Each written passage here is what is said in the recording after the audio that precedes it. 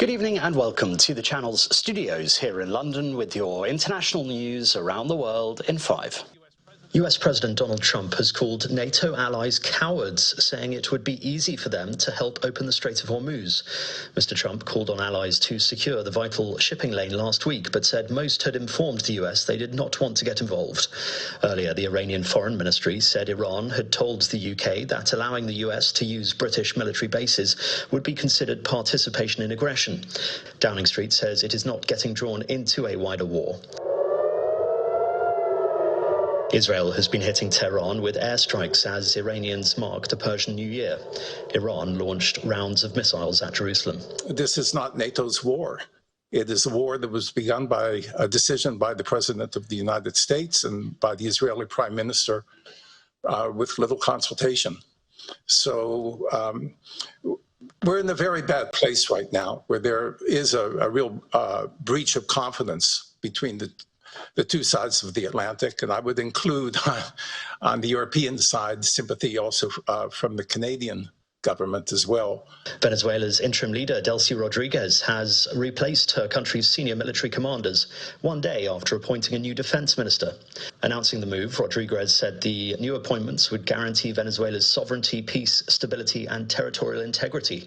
The shake-up to Caracas's top defense team follows US President Donald Trump's Venezuelan raid and capture of President Nicolas Maduro in early January.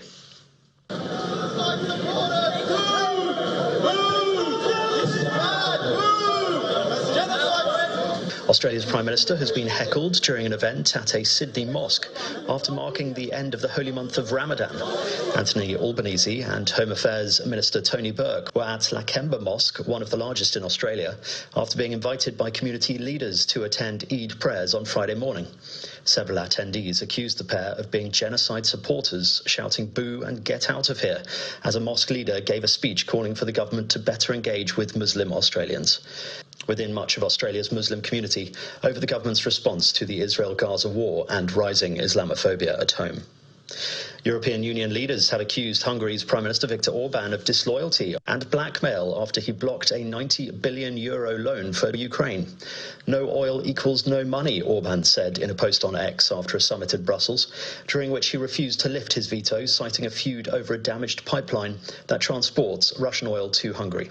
German Chancellor Friedrich Merz said Orban's actions amounted to a gross act of disloyalty, while European Council head Antonio Costa described them as tantamount to blackmail.